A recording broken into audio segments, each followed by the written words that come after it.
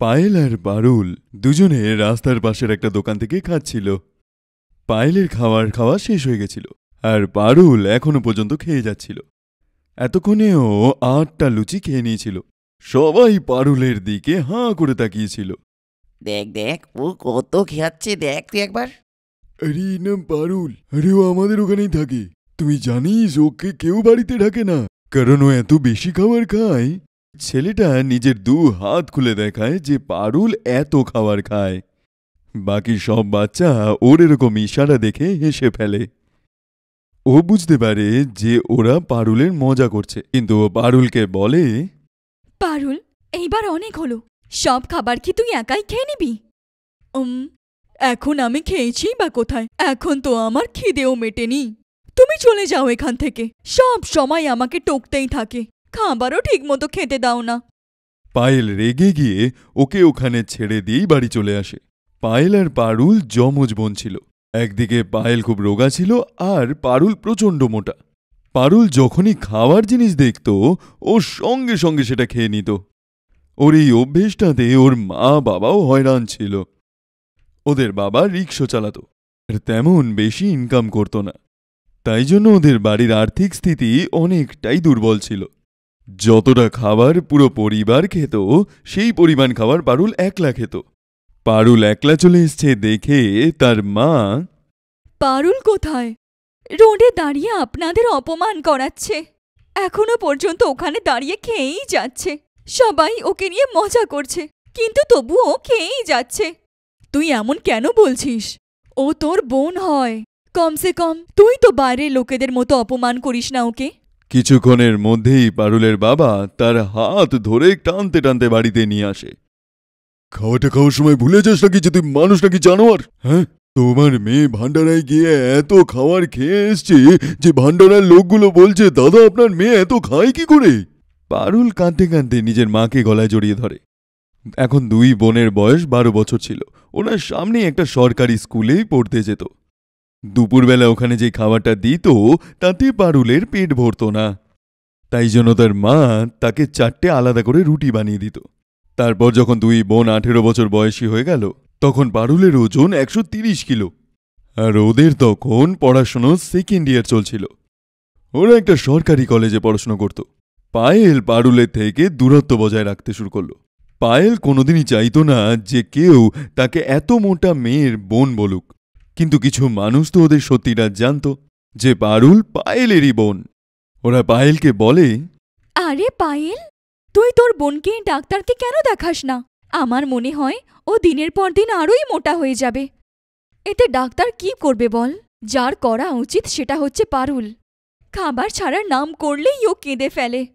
তুমি কি জানো, ও 8 থেকে 10টা রুটি একেবারেই খেয়ে নেয়। এটা তো খুব ভুল জিনিস। তুমি কখনো পারুলকে জিজ্ঞেস করেছ যে ও এতটা খাবার কেন খায় আর রোগা হওয়ার চেষ্টা কেন করছে না? এইটা আবার কি প্রশ্ন যে ও এত কেন খায়? আরে বাবা, ওর খিদে পায় তাই ও এত খায়। দেখো, ও যেহেতু এত খাবার খায়, আমার মনে হয় ওর কোনো রোগ আছে। তুমি কোনো একটা ভালো ডক্টর দেখাও ওকে। পায়েল নিজের মনে ভাবতে থাকে যে আমরা এতটাই গরিব যে মা বাবা আমাদেরকে কত কষ্ট করে পড়াচ্ছে। তার উপর আবার যদি ডাক্তারের খরচা বাড়ে তাহলে। ওদিকে পারুল তার ক্লাসমেটদেরকে ক্যান্টিনে বসে খাবারটা খেতে দেখে। তখনও ওদের কাছাকাছি যাওয়ার চেষ্টা করে, কিন্তু সবাই পারুলকে দেখেই ওখান থেকে উঠে চলে যায়। আমি তো থাকতেই পারছিলাম না, আর একটু হলেই খেয়ে নিতাম। কত ইচ্ছা করে আমার এইখানের খাবারের গন্ধ শুকে আমার খাবার ইচ্ছা আরোই বেড়ে যায়। কাশ আমার কাছে অনেক টাকা হতো। আমার কাছে অনেক টাকা হলে আমি এই ক্যান্টিনের সমস্ত খাবার একাই খেয়ে নিতাম। পায়েল রোগা ছিল, তাই তাকে দেখতেও বেশ সুন্দর লাগত। কিন্তু পায়েল খুব সুন্দর দেখতে ছিল, কিন্তু সে মোটা ছিল। ওদেরই ক্লাসের একটা ছেলে বিনয় যখনই পারুলকে দেখত শুধু তাকিয়েই থাকত। আরে কলেজের সবথেকে সুন্দর মেয়েটা এই, কিন্তু এরকম যে নিজের অবস্থা কেন বানিয়েছে? কত খাবার খায়। কেউ একটা পারুলকে কন্টিনিউয়াস দেখছে, সেটা পারুল বুঝতে পারে। ও যখন ঘুরে দেখে তখন বিনয় ওর দিকে তাকিয়েছিল। ওর কাছে যায়। এইভাবে কি দেখছো? তুমিও আমায় অন্যদেরই মতো দেখছো যে কত মোটা এই মেয়েটা। হ্যাঁ, আমি দেখছি তোমায়, কিন্তু এই জন্য তাকিয়ে দেখছি না যে তুমি মোটা। দেখছি যে তুমি পুরো কলেজের সব থেকে সুন্দর মেয়ে। একটু কম খাও ইয়ার, রোগা হয়ে গেলে আরো সুন্দর লাগবে। এটা বলেই ও ওখান থেকে চলে যায়। আর পারুল ওর কথা শুনে একটু লজ্জাও পাচ্ছিল, আর একটু কেমন লাগছিল ওর। বাড়ি আসার সময় পারুল পায়েলের হাত ধরে ওকে বলে, শোন পায়েল, একটা কথা বল আমায়। হ্যাঁ বল। এইটা তো আমিও জানি যে আমি অনেক মোটা, কিন্তু আমি কি সুন্দর? এইটা আবার কেমন প্রশ্ন? যদি আমি বলি যে তুই খুব সুন্দর, তাহলে কি তুই রোগা হয়ে যাবি? লোকেরা তোকে দেখে পালায়, তোর খারাপ লাগে না? তুই তো কিছু করারও চেষ্টা করিস না। পায়েলের কথা শুনে পারুল চুপ হয়ে যায়। যখন ওরা বাড়ি আসে তো মা ওদেরকে খেতে বলে। পারুল বলে যে ওর খিদে নেই। আর এইটা শুনেই ঘরের লোক অবাক হয়ে যায়। কি হলো? তোর শরীরটা ঠিক আছে তো? পারুল, কোনো সমস্যা হয়েছে নাকি? না, এমন তো কিছুই হয়নি, শুধু আমি খেতে চাই না। দুই বোন নিজেদের ঘরে চলে আসে। পায়েল ওকে অনেক জিজ্ঞেস করে, কিন্তু পারুল বলে যে তার সত্যিই কোনো খিদে নেই। কিভাবে বলবো আমি ওদেরকে যে আমার একদম ইচ্ছা নেই? আমি তো পাশের বাড়ির লোকেদেরও খাবার খেয়ে নেব, কিন্তু আমি রোগা হতে চাই। আজ প্রথমবার কেউ আমার প্রশংসা করল। কিছুক্ষণের জন্য পারুল নিজের খিদেটাকে কন্ট্রোল করে রাখে, কিন্তু 2 ঘন্টা পরেই সে রান্নাঘরে গিয়ে খাবার খেতে শুরু করে দেয়। আর যতটা খাওয়া রাখা ছিল ও সব পরিষ্কার করে দেয়। নিজের ঘরে এসে ও খুব জোরে জোরে কাঁদতে শুরু করে। কি হলো আমার বোন? তুই কাঁদছিস কেন? আমি আজ চেষ্টা করেছিলাম যে আমি এক বেলার খাবার খাবো না, কিন্তু আমি এত বেশি খাবার খেয়ে নিয়েছি যে এখন আমার কান্না পাচ্ছে। আমি খাওয়া কেন ছাড়তে পারছি না? পায়েল, আমি একদম তোর মতো হতে চাই। আমিও চাই যে আমি অনেক বন্ধু বানাই। আজ প্রথমবার পারুল পায়েলের সামনে এতটা কাঁদছিল। পায়েলের ওর উপর সহানুভূতি হয়, ওকে গলায় জড়িয়ে ধরে, আর সে তাকে কথা দেয় যে ও ওকে ডক্টরের কাছে নিয়ে যাবে। পরের দিন সকালে 2 বোন কলেজের আগে ডাক্তারের কাছে যায়। দেখুন, আমি একটা ডায়েট প্ল্যান বানিয়ে দেব, কিন্তু ওনাকে নিজে থেকেও চেষ্টা করতে হবে, কিছু ওয়ার্কআউট করতে হবে, সকাল আর সন্ধ্যের সময় হাঁটতে হবে, তাহলে উনি তাড়াতাড়ি রোগা হয়ে যাবেন। ঠিক আছে ম্যাম, আপনি লিখে দিন। আপনার পেমেন্ট কত হলো? 1500 টাকা। এইটা শুনতেই দুজনের মাথা ঘুরে যায়। ওরা ডক্টরকে বলে যে ওদের কাছে মাত্র 200 টাকা আছে, আর ডক্টর ওদেরকে বাইরে যাওয়ার দরজাটা খুলে দেয়। 2 বোন যখন হসপিটাল থেকে বাইরে আসে তখন বিনয় ওদের দুজনকে দেখে নেয় আর নিজের গাড়ি থামিয়ে ওদের দুজনকে লিফট দেয়। তারপর 3 জনে কলেজে পৌঁছে যায়। পায়েল ক্লাসের জন্য নিচে চলে যায়, আর পারুল গ্রাউন্ডেই বসে থাকে। বিনয় ওর কাছে এসে বলে, ও সরি, তোমার আর আমার বেশি কথা হয় না, কিন্তু তুমি আজকে ডাক্তারের কাছে গেছিলে, শরীর খারাপ? এতক্ষণ পারুল চুপচাপ বসেছিল, কিন্তু ও এরকম জিজ্ঞেস করাতেই ও জোরে জোরে কাঁদতে শুরু করে।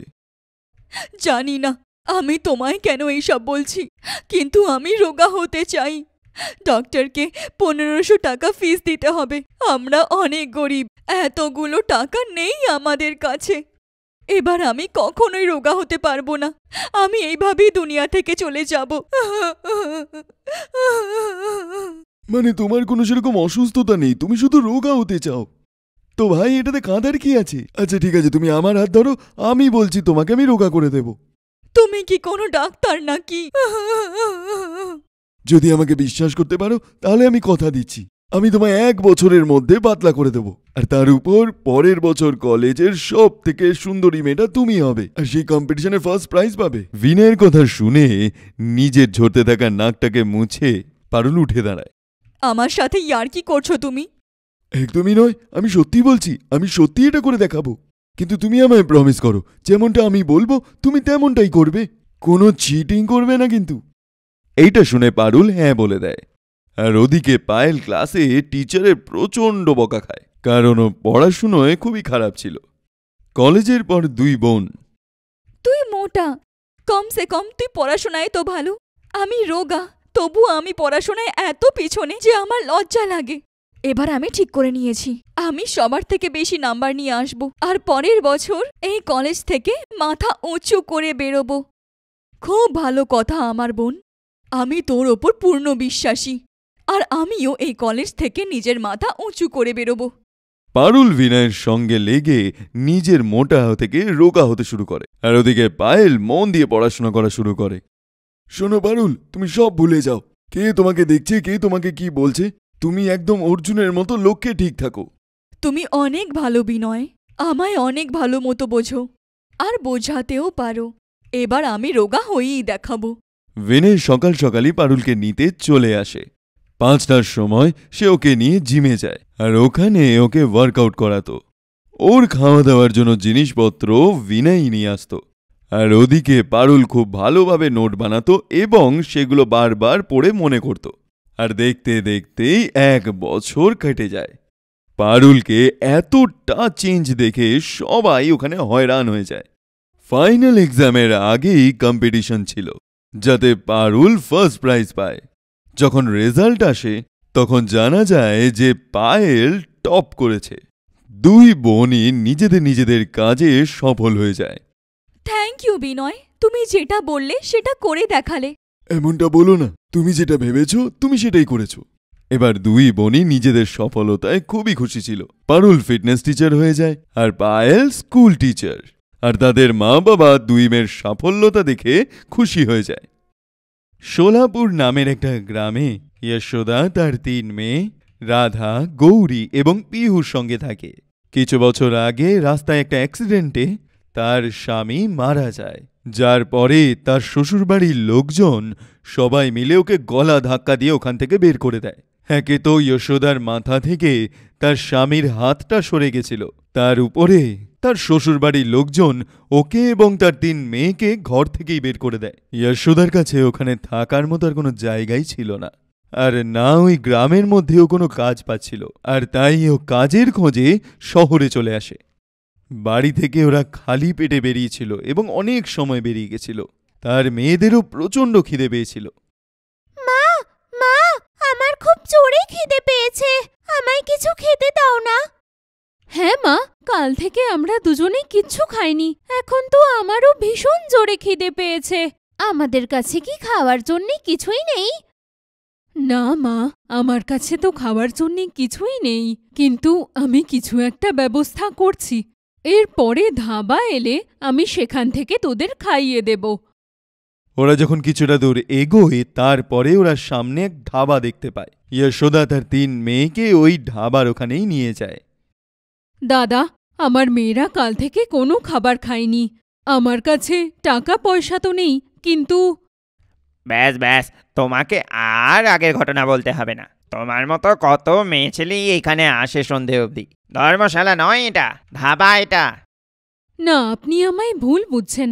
আমার কাছে আপনাকে দেওয়ার জন্যে টাকা নেই, কিন্তু আমি খাবার বদলে আপনার ধাবায় কাজ করতে পারি। আচ্ছা, তো ঠিক আছে। আজকে আমার ধাবায় রান্নার লোকটা আসেনি, তো তুমি আজকে আমার ধাবায় রান্না করবে। তার বদলে আমি তোমায় এবং তোমার মেয়েদেরকে খাবার খাওয়াবো। কিন্তু হ্যাঁ, আজকের পুরো দিনের জন্য তোমাকে এই ধাবায় খাবার বানাতে হবে। ঠিক আছে দাদা, আমি পুরো দিন এখানে কাজ করব। যশোদা এই ধাবাটাতেই সন্ধে অবধি খাবার বানানোর জন্য রাজি হয়ে যায়, যার বদলে ধাবার মালিক ওদেরকে ওখানে একটু খেতেই দেয়। সন্ধেবেলা কাজ শেষ হয়ে যাওয়ার পরে যশোদা তার 3 মেয়েকে নিয়ে ওখান থেকে বেরোতেই যাচ্ছে, তখনই হঠাৎ পিছন থেকে ধাবার লোকটা তাকে ডাকে। এই শোনো, আমি কিছুদিন ধরেই আমার ধাবাতে একটা নতুন কাজের লোক খুঁজছিলাম, কিন্তু আমি কাউকে পাচ্ছিলামই না। কিন্তু তুমি আজকে অসাধারণ খাবার বানিয়েছো। তোমার জন্য আজকে আমার ধাবার ভিড় বেড়ে গেছিল। আমি জানি যে তোমারও কাজে দরকার আছে, আর তাই তুমি যদি চাও তাহলে তুমি আমার এখানে কাজ করতে পারো। আমি তোমাকে মাসিক 8,000 টাকা দেবো। আর তোমার যদি মনে হয় তুমি রাত্রিবেলা ধাবাতেই থাকতে পারো, পিছনের দিকে একটা ঘর আছে, তুমি তোমার মেয়েদেরকে নিয়ে ওখানে থাকতেই পারো। আপনাকে অনেক অনেক ধন্যবাদ দাদা। আপনি আমার মতো দুঃখীর সাহায্য করে আমাকে আপনার কাছে ঋণী করে দিয়েছেন। ভগবান আপনার ভালো করুক। যশোদা ধাবার কাজটা পাওয়ার পরে ও একটু শান্তি পায়। ও ওইখানেই একটা সরকারি স্কুলে তার 3 মেয়েকে ভর্তি করে দেয়। রাধা, গৌরী, পিহু, দেখো আমি অনেক কষ্ট করে তোমাদের 3 জনকে মানুষ করছি। তাই তোমরা খুব মন দিয়ে পড়াশোনা করো। আমি চাই যে আমার 3 মেয়ে যেন লেখাপড়া শিখে মানুষ হোক আর নিজেদের পায়ে দাঁড়াক। তুমি চিন্তা করো না মা, আমরা জানি যে তুমি আমাদের জন্যে কত লড়াই করছো। একদিন আমরা তোমার মাথা গর্বে উঁচু করে দেব। আমরা 3 জন তোমায় কথা দিচ্ছি। হ্যাঁ মা, আমরা তোমায় কথা দিচ্ছি। যশোদার 3 মেয়ে স্কুলে প্রচণ্ড মন দিয়ে পড়াশোনা করে। ওর বড় মেয়ে রাধার তো স্কুলে এটাও শেষ বছর ছিল। কিছুদিনের মধ্যেই ওর পরীক্ষাও শেষ হতে চলেছিল। সব কিছু খুব সুন্দর চলছিল। যশোদার 3 মেয়ে স্কুলে গেছিল সেদিন। তখনই ঢাবার লোকটা যশোদার কাছে এসে ওর সাথে নোংরামি করার চেষ্টা করে। আর তখনই যশোদা রেগে গিয়ে এক জোরে থাপ্পড় মারে তাকে। তোর এত বড় সাহস যে তুই আমাকে থাপ্পড় মারছিস? তোকে দয়া দেখিয়ে আমি তোকে এখানে কাজে রেখেছিলাম, আর তুই আমার গায়ে হাত তুলছিস? চল বেরো এখান থেকে। আজকের পর থেকে নিজের মুখটাও দেখাবি না আমায়। আমি যদি আগেই জানতে পারতাম যে তুই এই ধরনের মানুষ, তাহলে আমি কোনোদিন তোর কাছে কাজই করতাম না। আরে তুই আমাকে কি বার করবি? হ্যাঁ, আমি নিজেই আমার মেয়েদের সাথে এখান থেকে চলে যাব, কিন্তু যাওয়ার আগে আমাকে আমার এই মাসের মাইনে দিয়ে দাও। কোন মাইনে? কিসের জন্য মাইনে? কোনো মাইনে টেনে পাবে না তুমি। আমাকে আমার টাকা দেবে না পুলিশকে ডাকবো? পুলিশকে ডাকবি? ডাক পুলিশকে। পুলিশের লোকেও তোকে কোনো সাহায্য করবে না, যা ডেকে নে। এমন সময় ওখানে যশোদার বড় মেয়ে রাধা তার স্কুলের শেষ পরীক্ষাটা দিয়ে ফিরেছিল। যখন সে পুরো ঘটনাটা শুনতে পায়, তখন ও ওই ঢাবার লোকটার উপর প্রচণ্ড রেগে যায়। তোমার মতো মানুষরা তো নরকেও জায়গা পাবে না। গরিব মানুষদের পেয়ে তুমি তাদের ফায়দা তুলছো। এক তো তুই মায়ের সাথে অসভ্যতা করেছিস, আর এখন তাকে তার কষ্টের টাকাও দিচ্ছ না। একদিন তুই তোর কাজের ফল নিশ্চয়ই পাবি, মনে রেখো। ঠিক আছে, চলো চলো এখান থেকে বেরো। তোমার মতো 36 জন আসে। রাধা তার সমস্ত জিনিস গুছিয়ে নিজের মাকে নিয়ে তার ছোট বোনদের স্কুলের দিকে যায়। ও ওখান থেকে ওদেরকে নিজের সঙ্গে নিয়ে চলে।